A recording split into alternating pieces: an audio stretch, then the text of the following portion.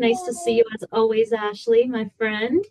Um, yeah, I've really started creating the agenda, but I tell everybody a lot of what we end up talking about is what people need help with. And this is actually one of the topics that specifically when I asked, there was multiple people saying they wanted help with time reclamation, like being able to figure out how to get more done without feeling like we're sacrificing balance, time with family, like just being able to do it all a little bit potentially easier in 2026. So we love when you guys, give us ideas, and we'll always try to do our best to help support that. But I think this is one no matter who you are, practice owner, associate, if you're an OM or a leader listening, I think this is one for all of us.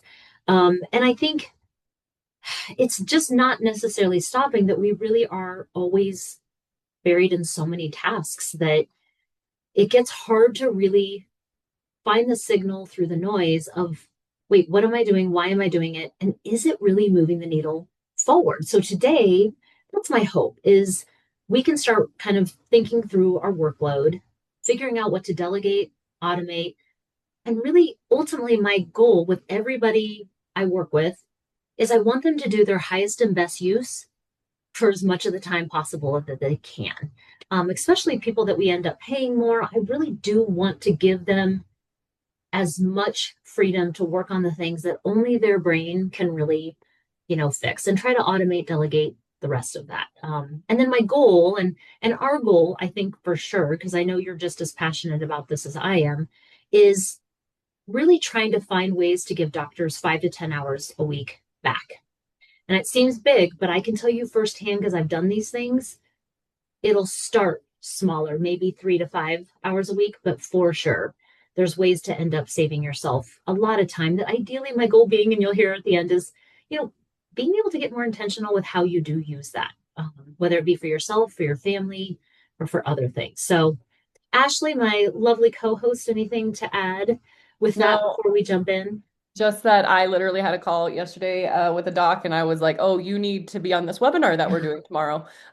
So sent them the link, and then also it's funny that you mentioned, the 5 to 10 hour thing. It's just so interesting. I know we'll get into the details here, but how much time you spend on things that suck your time, yeah, and are just not, like you said, the best and highest use of your time. So excited to dive in here. My team's gonna make fun of me for saying that, but uh yeah, I can't wait to get into Yeah, it. I like to dive into stuff too. Yep. So, I mean, I can never, I would be remiss if I didn't say this with a starting point.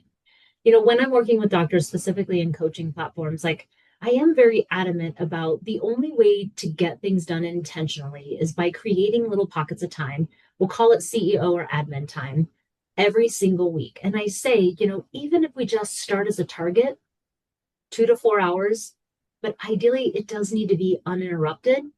It needs to be in a place that's quiet and it's going to be at a time where you're going to be able to think.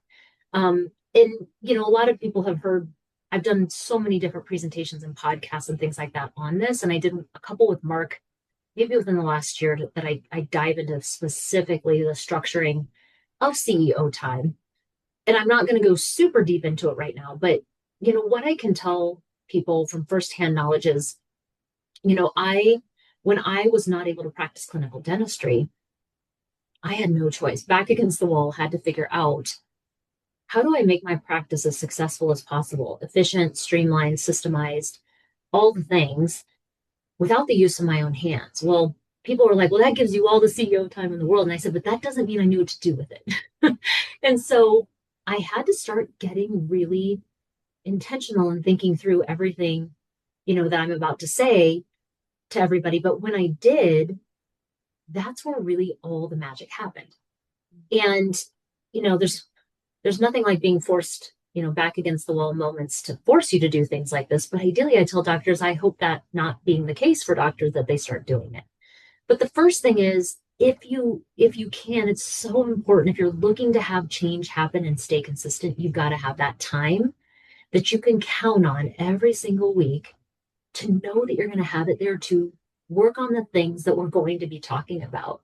Um, and then it has to be protected. So I tell doctors, if you're going to put it on a Friday at 3 o'clock when you're exhausted, I just watched too many times. Yeah, doctors get pretty over it. By the time that time rolls around, they're like, I'm too tired. Rightly so. I'm like, I get it, guys. I'm like, I'm with you.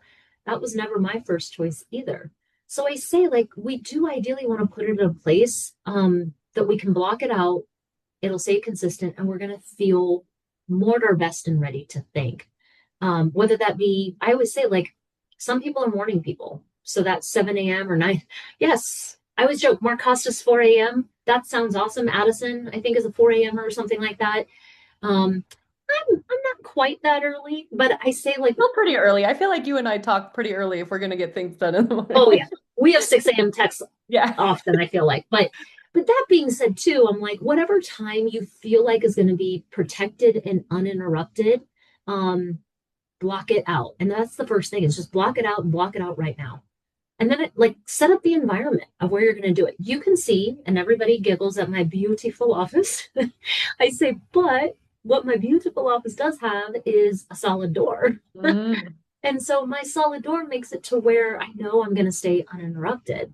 And I have a little red and green hand out there that people know when it's red and it's up, I'm in my focus block. And they're not going to necessarily interrupt it unless there would be some sort of emergency. But I tell people, we've had Kelly Dove or other people on here that talk about they go to the library or they stay home. I think Addison does that sometimes. Like, you need to set up the environment where you're going to get the most stuff done. I tell people, and this is so hard for some people, but turn on your autoresponder on email. Don't have anything ping on your computer. My phone will always go to work mode. I have Mhm. set all of those parameters on my phone so I don't get pinged, I don't get interrupted. But make it to where you can focus. And when you are wanting so much to go for distractions, because by the way, you're going to want to be distracted during that time. Because I'm warning everybody, it feels uncomfortable. Mhm. When you're in that focus time, in the beginning, it can feel strange, a little uncomfortable because you're like, what do I work on? I'm just going to check my phone real quick. I promise you that is the first thing that's going to pull you out because you're going to start texting with the neighbor who's talking about the block party. Um, hey, a patient needs it, whatever it may be, you're going to be pulled out if you start looking at emails and phone stuff. And then I tell people like my team knew when I was going into those blockouts and they knew what I was trying to accomplish. So I didn't try to fit into that blockout. I joke all the time. I don't have an open door policy. I don't try to make it to where all the time people can come in. They're really aware of if I'm here and that door is closed with the hand up, this is what I'm working on. They know also the times though where I am available. They do know when the open door times are. And they do know when they could approach me with certain things. And we have that blocked out as well.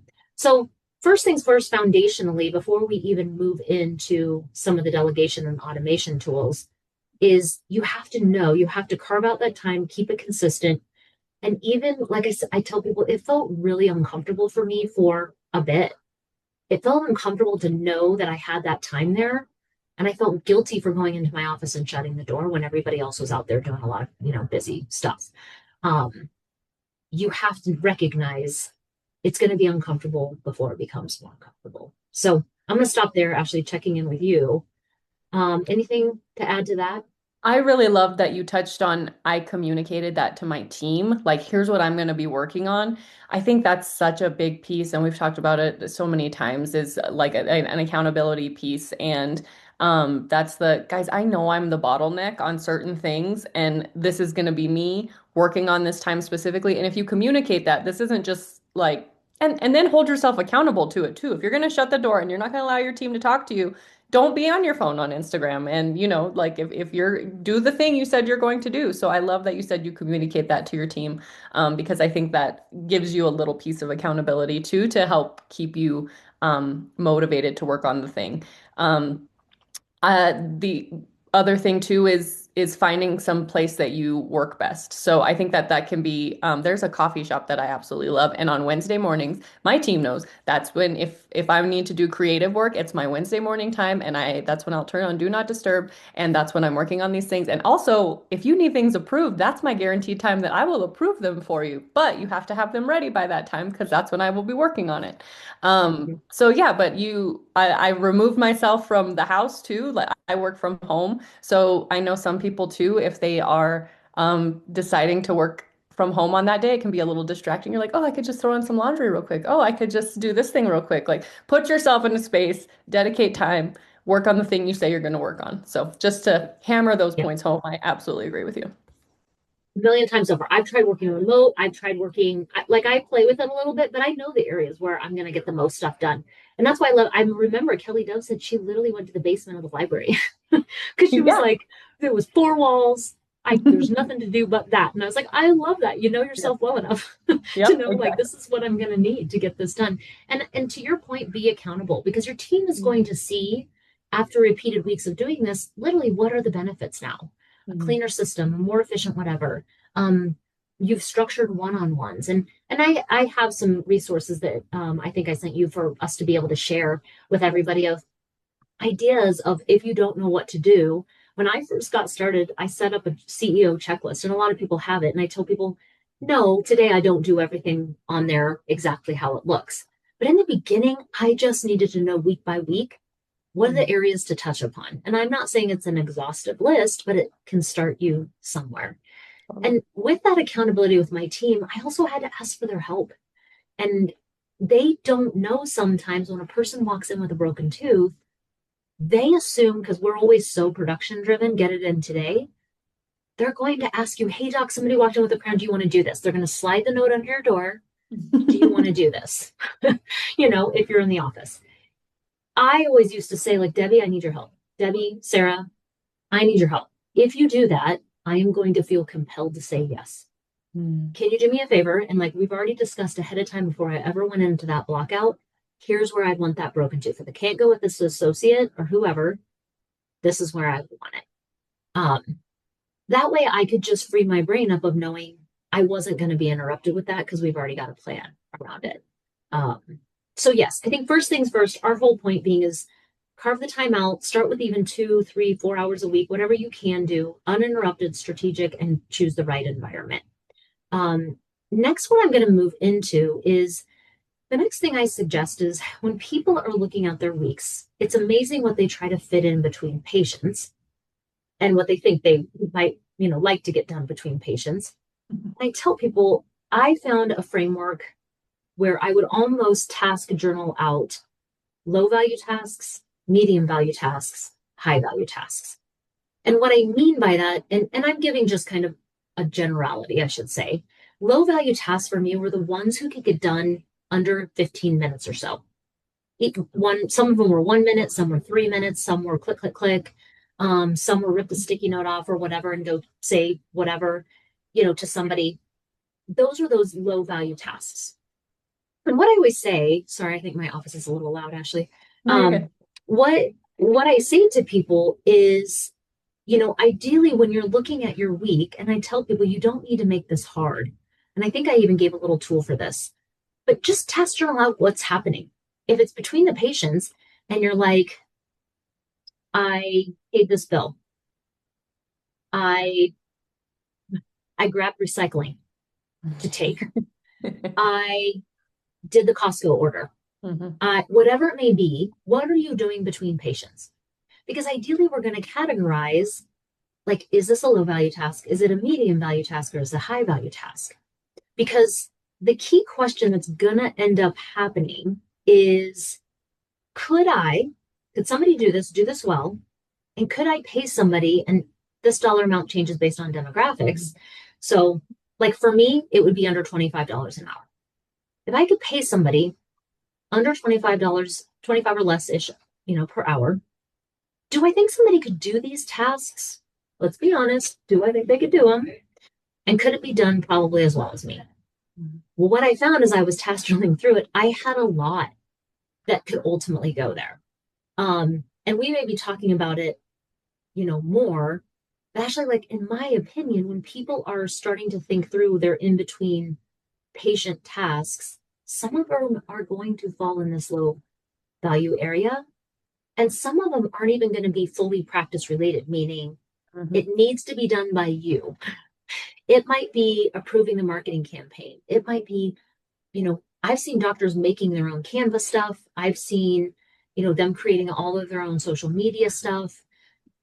That's where I always think of, and everybody knows, like Ashlee has hired, gosh, many assistants for me. I still have two of them that I absolutely love. With some of the automations, I joke those two people have turned into like two and a half each Yeah. with AI and automation. So, tell people when it comes to these low value tasks, and we're going to go into even some of the medium value tasks. Um, where do you your services, and when you're talking to doctors about it, where do things come into play for adding administrative assistance and things like that? That's a good question. So yeah, so well, I've been doing this as my side gig for the last almost 7 years now. Holy cow, to say that out loud. To helping people find the right personal, administrative, and executive assistants. And I actually had a call with a doc the other day, and they were like, I don't understand. Like, I own a practice. Dentists don't have an assistant like this. Like, we're not. This is a, this is something celebrities have, and something that, very, very, very rich people have. And I'm like, no, no. Like, there's absolutely things on your list that you can be delegating, so that you can focus on those higher value activities. And when I tell people is start to think about the things that you hate doing, the things that suck your time, and also the things you might not be that good at. You actually touched on the fact that some docs are doing their own marketing stuff. Respectfully, some of them are great, that type of thing, but you guys went to school for dentistry and to be practitioners and are now business people, not necessarily graphic designers. Like, is that the highest and best use of your time? And do you enjoy it too? Sometimes if you're not enjoying it, you're not putting together things that are good, you know? So, so start to think of those three things, or the things you that are really sucking your time. I hear a lot of, reviewing payroll and just double checking that hours are correct, just little things. So yeah, so you can really start to utilize an extra right hand in a personal administrative or executive assistant, by taking those things off of your plate. Did that answer your question? Absolutely. Because I always tell doctors, like, the first place admin assistants can jump in is those low value tasks. Hmm. Not all of them. Like doctors, I'm not saying could an administrative assistant jump in and do all your payroll stuff? Hmm. Maybe not right away. I get that. I get that. But a lot of the truly, like I say, like choosing chapsticks or logo stuff, creating like some simple SOPs. Like you said, just those little things that are time sucks that you notice in the course of your week. You're like, man, throughout the day, this is sucking up maybe an hour of my time when I put it all together. And they're all tiny tasks that I could probably teach somebody, or I could set it up once and they could actually oversee that process. Yeah. Those are the things that I think are really incredible for administrative assistants, especially when they're getting started. And I know you have a lot of resources, checklists, things like that for what are some of the things you could delegate out. I think you've shared it before, but like I love that list because it helps doctors recognize, oh yeah, I'm doing that all the time between patients. Yeah, you I'm don't doing even all this stuff. realize what you can delegate. And it's, really personal things too, where you're like, oh my gosh, I have to book my doctor's appointment. Oh my gosh, I need new contacts. These things that you can have Mhm. somebody else do for you that are, again, just sucking up so much of your time. But yes, I do have my what can I delegate list, and inside of WorkVivo we'll put the resources that Summer's talking about in my what can I delegate list as well. Perfect. Well, and then that will move to, a lot of the low value tasks you're fitting in between patients. I joke the medium value tasks were the ones that I noticed they may take a little bit more time, maybe 15 minutes, 20, 25. But when I would have to do that task, it might be jumping on the phone or, I say like payroll, supply inventory stuff, emails, vendor research for certain things, updating really specific clinical things. They didn't take a ton necessarily of mental energy, but they took a little bit more time. And I say, some of those things I would have to go, maybe it has to be done by me. I will warn you, the longer I've done this, the more I recognize didn't always need to be done by me. I just thought it needed to be done by me. Um, but I recognize that with patience, a system, and consistent intentionality with someone, I have been able to, I've switched over a lot of the medium value tasks to either administrative assistants or somebody within my office.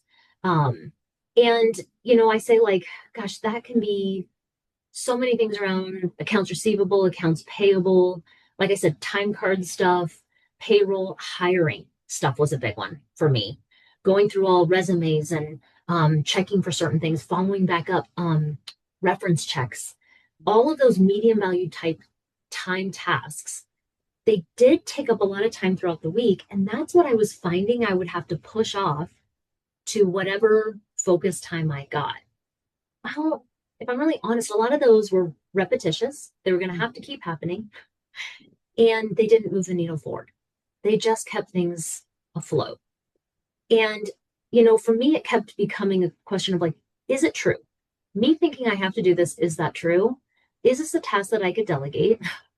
Like they may be a little bit higher level, but are they delegatable tasks? Um, is there anybody else in my area? And I know our teams are busy too. So I'm not here to say move everything over to your team. That's not what I'm saying either. But I've also been surprised. I've had team members who could do a lot of these tasks who either wanted the hours, they wanted the responsibility. So I always just ask now with there's no handcuffs around it. Hey, this is something that I'm needing done. This is about how long it's going to take per week. You seem to have the expertise, the know how, the understanding, and the capability around it. Do you have the capacity? And is that something you want? Yeah. And they go, yes. Or they say, I don't think so. Hmm.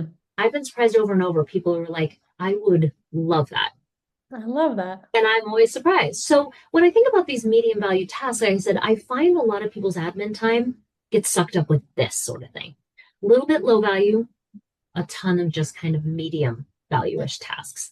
Um, and then the last one is really what I would find is during the course of the week, I would have a list of the high value tasks that I wanted to get done, whether that be analyzing KPIs, goal setting, team culture like vision stuff, or growing my associate, or creating a different compensation or structure, or building different systems, you know, anything that was going to take me really focusing and thinking. Like I said, changing meeting agendas or one-on-one meetings with team members, anything like that. Or personally, me thinking through the vision for myself for, say, the next year. What does that look like for me for freedom of time and money? If we don't plan for it, it just gets filled. And so Yeah. a lot of these big high value tasks that are the thing that will move the needle more than anything in your practice. If you want your practice to change, if you want to see, you know, huge levels of systemization, efficiency, those little fires not happening so often, this is where it happens. Mhm. But I find these high value tasks, I know for myself, they just kept getting kicked down the road. And I hear doctors say all the time, I just don't have time. And I'm like, you don't. Right now, you're right. You don't have time. Right. And they're like, and on the weekends, I don't want to do it. I'm like, oh, of course you don't. I get that too. However, we got to do something different. If we want to see something different, result wise in 2026, we're going to have to do something different. And that's where it's like, so structure that CEO time, but then ultimately let's task journal out what's filling our weeks. So by the time we get to that CEO time, how much of it is the true high value, only I can do this? It's going to take uninterrupted thinking, um, type task time. Like, is my CEO time filled with that? Mhm. If those are the tasks, that's really the sweet spot as much as possible. I'll stop there real quick and check in before I keep going though. No, I just agree with you on the like it just it's hard to get started on those. Like you said, it's the oh, I just don't have time. Like everything just feels so overwhelming when you get started.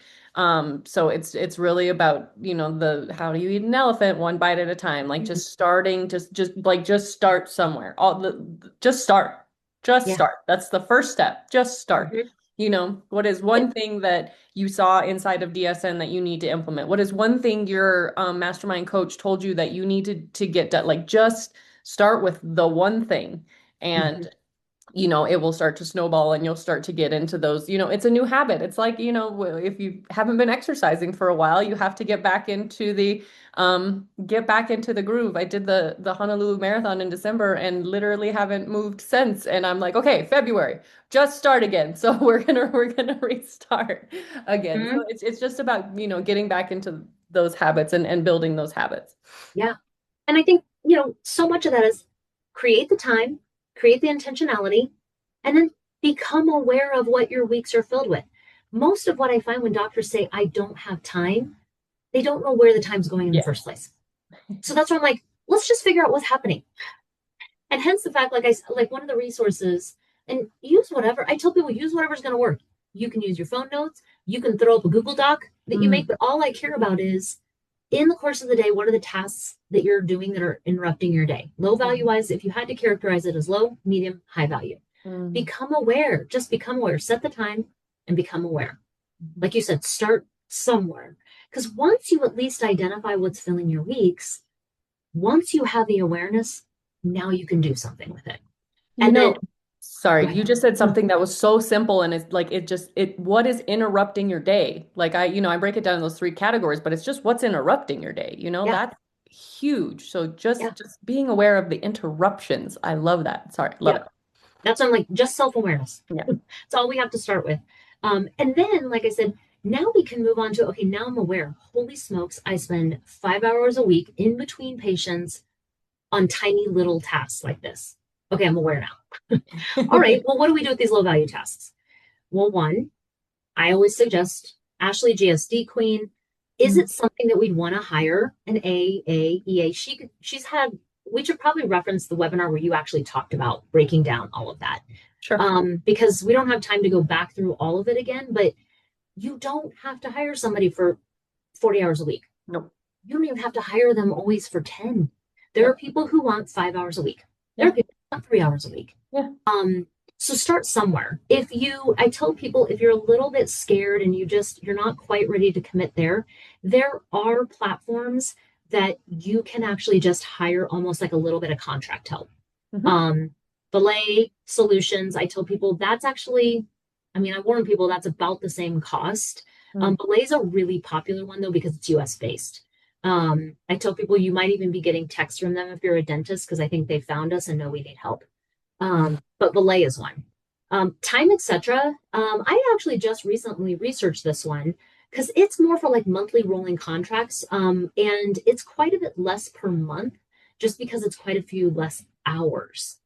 With that, though, I tell people you're never going to get the consistent dedication as you would from somebody like your own AA.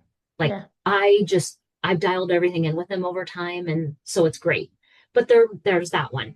One that I have heard only just a couple people use is Fancy Hands, which it's like a pay per task model.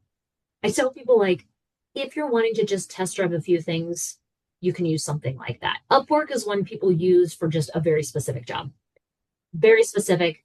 Like I know we use something like that for translating a bunch of stuff into different languages. It Hmm. was one project we spent not much at all, got it done. That was it. But You can also, I will say, you can also find VAs and AAs on Upwork too, Mark has found a few through there as well. So they do exist on the Upwork platform too. okay, cool. And that's, I have to admit, like I've utilized my own Yeah, AAs for so long and they yeah, use a lot of different right. platforms. Like sometimes they contract out small things Yep, themselves on these, yep. but I don't personally necessarily use them. But I tell people like once again, just start somewhere. When you look at these low value tasks, and Ashlee gives you a great list, you can either contact Ashlee, talk about like, is this something I could hire someone for on a consistent basis? I joke. Some of those low value tasks are going to happen every single month. They Yep. might even happen every week. Every week, sometimes every day. Yeah. So there's people who actually enjoy doing that stuff. Hmm. So you can contact her or you can look into some of those more contract based, smaller scale operations if that's what you're wanting.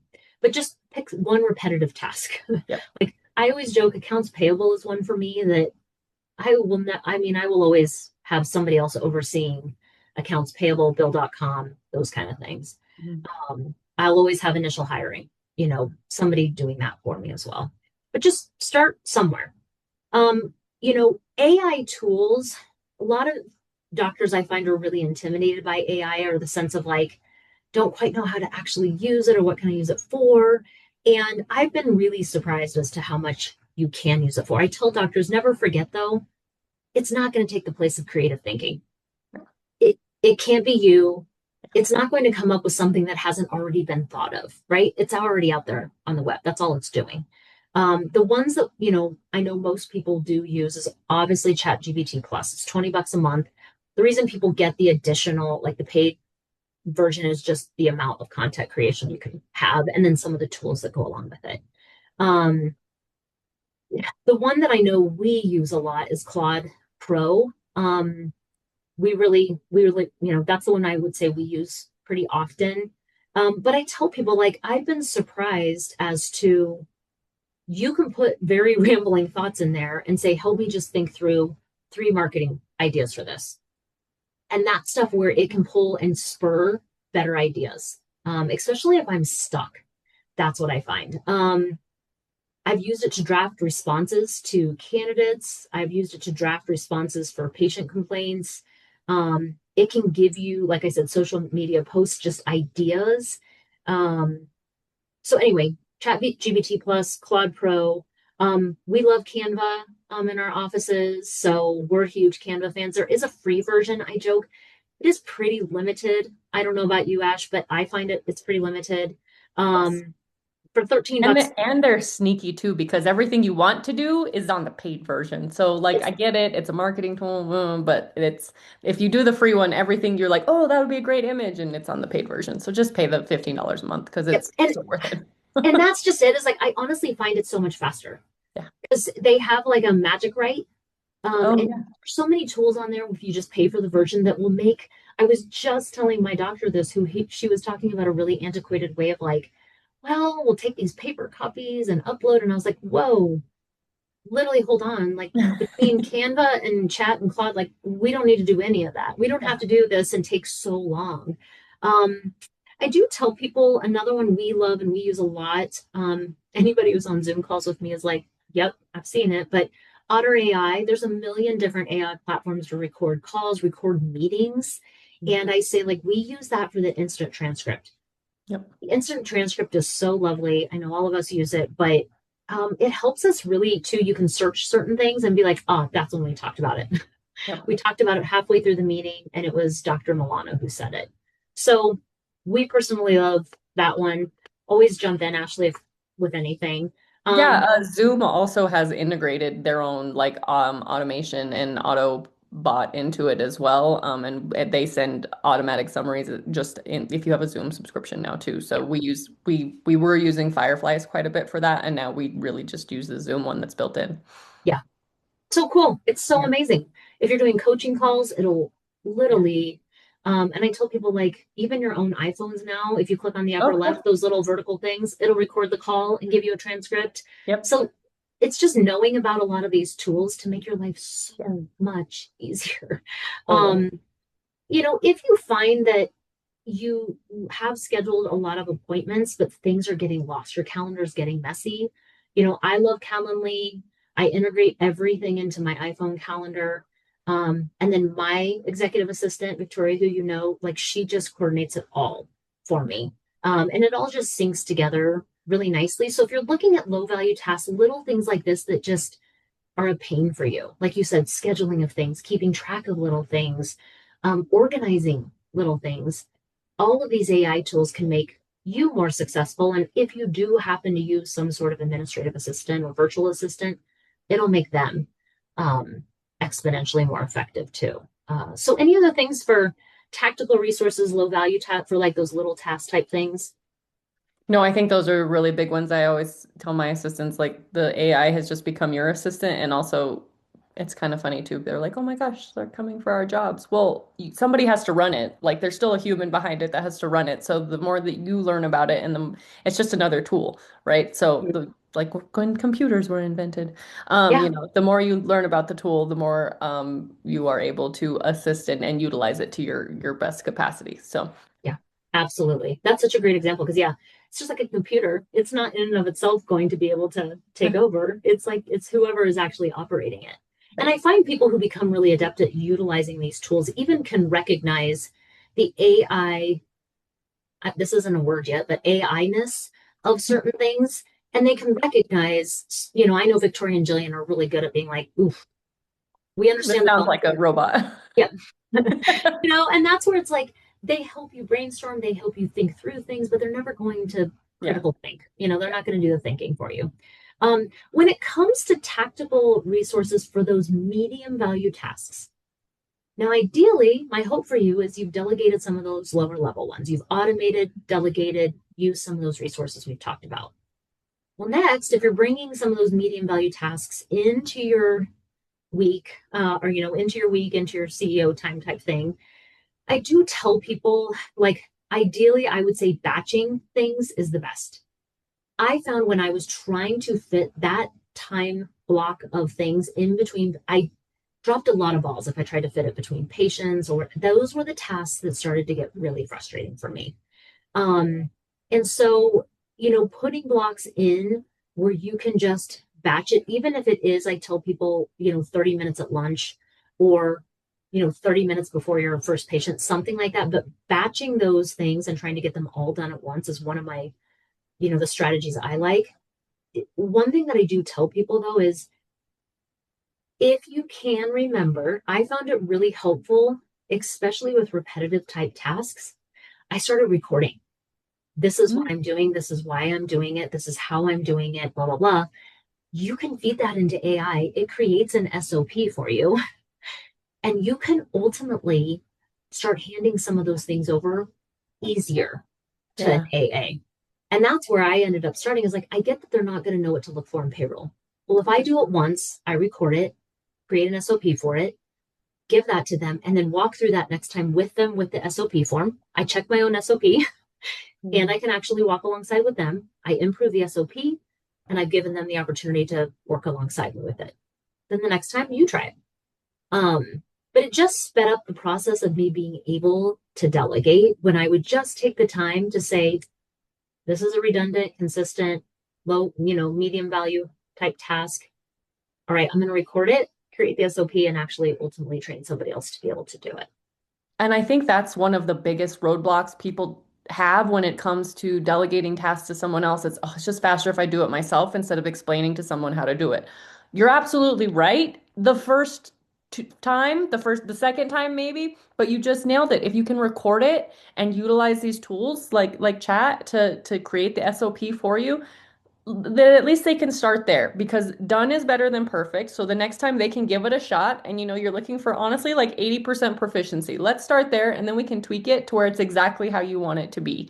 But Yeah. yes, exactly. The roadblock of actually delegating is the biggest hurdle for so many people to get their to get these things off their plate because it just feels easier to just let me do it myself.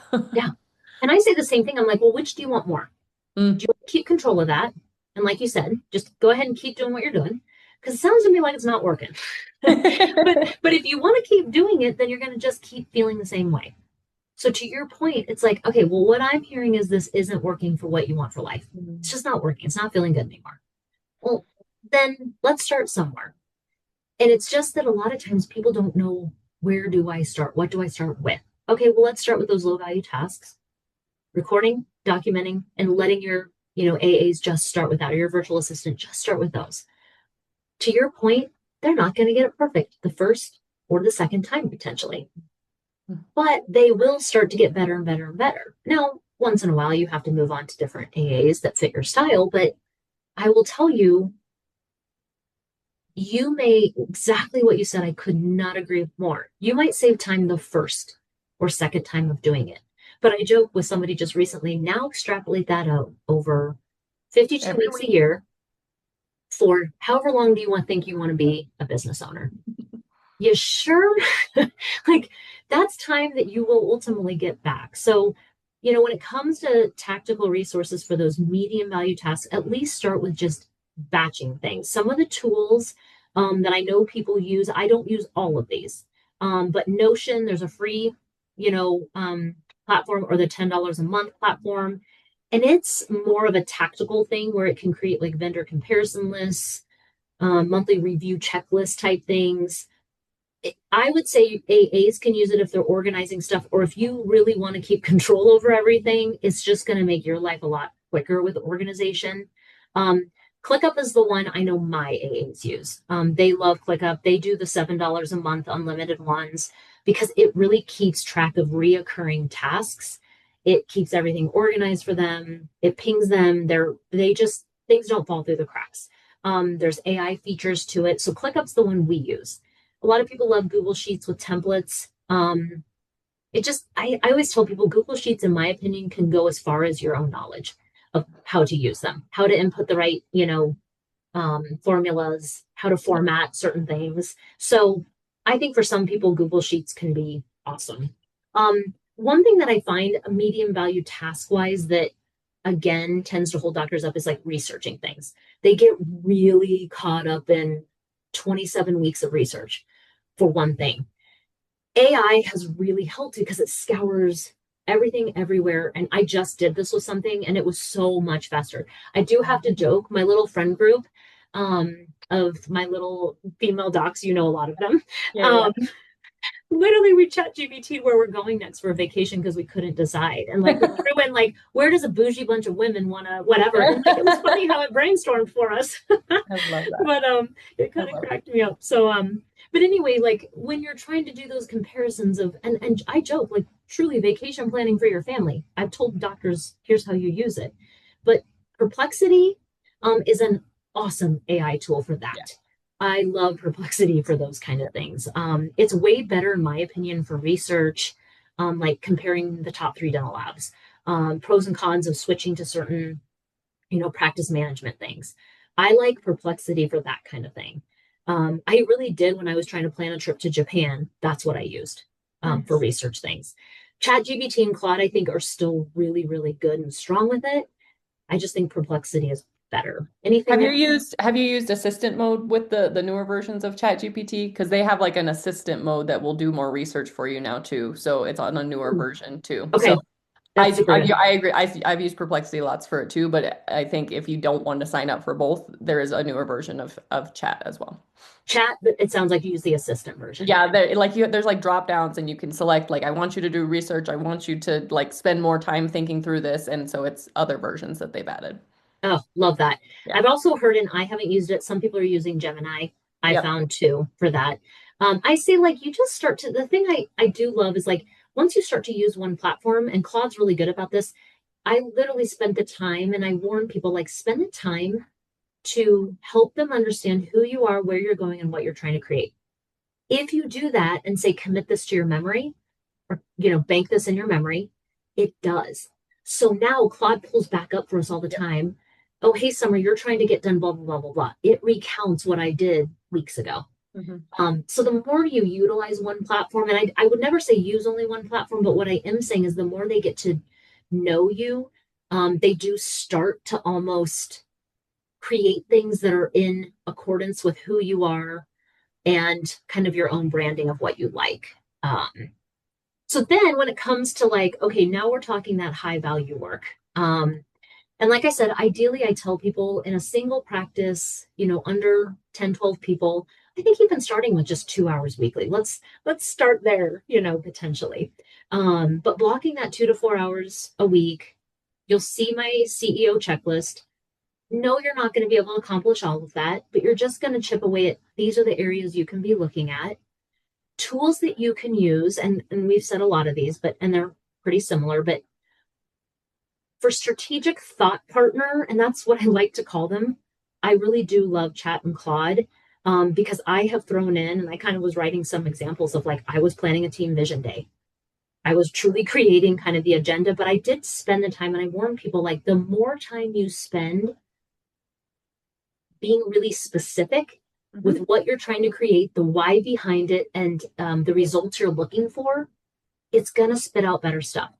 And I tell people, much like, Invisalign, when they send back a ClinCheck, you're never going to accept probably the first thing. It's just a starting block. Mhm. Don't copy paste it, throw it in and say it's good. Like Yeah. it's just giving you thought prompts. So in your high value CEO time, if you're thinking through certain things and you're not quite sure, like I get a lot of questions of like top KPIs for dental offices. It will help give you all of that. You don't have to wait. Mhm. You can throw in a lot of those kind of things, or a 90-day case acceptance improvement. What are ideas other offices use? It'll start to just pull the website of everything it can find, which, you know, the World Wide Webs there holds a lot of stuff. So it's pulling from all of that. It's going to give you a lot of information. So Chat GBT, Claude, once again, Notion, I think, is one that people use. Miro is one that I've heard people use as more of like a virtual whiteboard session. Mhm. Um, it kind of creates, and I have to admit, this was one that as I was kind of doing research myself, I was like, oh, I keep putting this one as like, I need to try this one out, Miro. Um, but like as far as the whiteboard brainstorming session, I think it's good for complex thinking. And I've heard lots of people say they use Miro. Have you ever used it? I haven't. I'm like literally like, Yep. I'm going to Mhm. try Yep. this. That's the one that I've like literally kept. I was like, I've just got to use that in 2026. I will tell you guys, Loom is something that as you're moving into deep work time, Yeah. one thing I find doctors do is they brainstorm, brainstorm, brainstorm. They create something and then they like hope it's going to be evergreen forever. I wish. Unfortunately, like our practices change, what we need changes, things change. We love Loom. Loom is something we use all the time. There's a million, and I'm going to let you probably have a ton too. But like, this is what we create our onboarding videos in. This is what we create a ton of because it allows you to see the person's face as they're teaching, but share the screen, record it all. They have AI tools around it.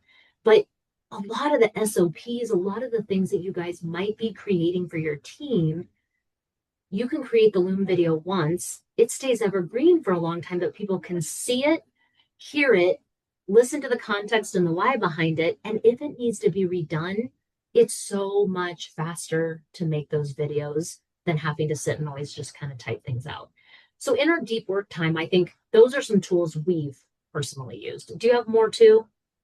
Um, Zoom has basically the same functionality these days too as Loom does. So our team uses Zoom a lot for that as well. I also want to go back because I have a little voice in my head and it sounds like Mark Costas because I've worked for him for so long. If the idea of even sitting down and being like, this is my deep work block, even if that sounds intimidating, I'm thinking back to when I first started with him. And we didn't have like deep work time. I did just take advantage of those times in between patients with him. And I sat in his office. And when he was in between patients, he would rattle off all of the things that he needed to get done. And that was the time I did as when I started as his personal assistant, that I would be like, okay, I'm going to be working on these while he's seeing patients. And then if I got stuck when he came in from a patient again, I would pepper him with questions real quick, or he would shoot things off that he just thought of. And we literally built businesses that way, and he bought more dental practices that way, and we, built Dental Success Institute and Dental Success Network that way. So I guess I just kind of realized too, if the idea of like setting down and setting that block of work seems overwhelming, like you can take advantage if you're kind of maybe that he talks all the time about his ADHD, and if you are kind of that person and your brain thinks like that, that's another way that you could utilize an administrative assistant or personal assistant to really start to get things off your list if the idea of that kind of sitting down in these chunks of time feels overwhelming. Like there's a lot that you could get done in those in between patients time if you do have space for someone to be in your office and where you are during those times. So just another sidebar and another way you could utilize them because everybody's brain is so stinking different. Absolutely. Well, and I do think like when I tell people they're going into that time, it is daunting, and most of it is like we're not used to having focus time, Yeah. period. Yeah. Like, Yeah. isn't like I can't remember what people's focus time. It's gone down from like it used to be like 20, don't quote me, but like 25 minutes like just 15 years ago, and now it's like 4. Like we're just Become goldfish. we just have such a hard time. So to your point, I get it too. And that's why I'm like, so many of the tools that we're talking about, it's like they help you organize and think through, even if it's just vomiting stuff on there. Did I freeze up here, Ash? Or did you? Oh, I there we don't go. know who it was. It's got Colorado internet. We're good now. But yeah, to your point, like just start somewhere. Just start figuring out, are any of these tools something that you can do? And I say, like, just start with 7 days. 7 days. Just what is interrupting you? What is getting in the day and what tasks are you doing? And then color code it, whatever you want. I put lots of tools on this, website as well, or I mean on this webinar. But like green can be low value, yellow can be medium, red can be high value. And then just where is your time going? Let's just start with the awareness of where it's going. And as you add it up, let's see, like if it's over 5 hours of low value work, I'm here to tell you delegation would free you up for 5 hours immediately. Maybe not immediately, but week 2 or 3, as you start to, give that to a virtual or, AA. And then, start looking at, okay, once you've delegated the low values and you've freed up 5-ish hours or so, 3 to 5, let's look at, okay, can we batch and make templates with medium value work and ultimately potentially give that to that AA who's looking like they're showing promise with the low value. But to your point, it doesn't have to be all or nothing. It doesn't have to be if I have no CEO time, I can't do anything. No, you can absolutely, if you have 30 minutes at lunch, you can just start somewhere with this. Because like, I think really the question always becomes with this, like when we all want this reclamation of our time, I joke, like we sometimes spend so much time in our work atmospheres where we track everything, production, collections, overhead. But I'm always like, it's funny, do we ever take stock of the KPIs of our family or the Mm. KPIs of our personal life? Like hours that you've actually had dinner with your kids, Mm. um, weekends where you haven't felt like this enormous amount of pressure and stress that you just had to go back into the office. Because like that's really the goal of webinars like this is start somewhere. And if all it is awareness, let's just start somewhere because that 5 hours of time that you could get back could be put towards the KPIs of the family. So I think, Love that. making 2026 our very best year of like, really, what are your family non negotiables? I tell people, ideally, that conversation is happening every 3 months. Hey, kiddos, like, what's the most important thing for you right now? What would look like me being the most awesome mom ever? What would that look like for you? Um, because like you have your own time that you're going to need, and they probably have things that they would love to have you be a part of. I say, like, in my mind, that's the first thing that usually goes on my calendar is those things. And then I say, like, one thing that I know as I was reclaiming my time and slowly banking those hours towards what mattered to me, because that's why I was doing it, whether it be my family or working out for myself, whatever it may be to make me feel just a better human. I would create these little transition rituals, which it would be from work to home and in the morning from home to work. And I joke like, whatever that may be. Like I did never listen to anything when I was going from work to home.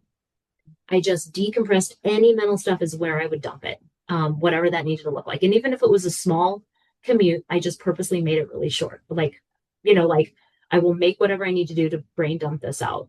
But some people I know like listen to pump up music on their way, or they listen to really specific, you know, however woo woo you want to be, affirmations, whatever. But, you know, ideally, like what do you need to be able to have work at work and not, end up permeating your family? I think that's part of what we're all trying to do. And then, like I said, just auditing monthly. How are we doing on these KPIs? And don't be sad when your family KPIs 1 month, it just didn't go the way you planned. I love what you said, and I'm going to end it with exactly what you said.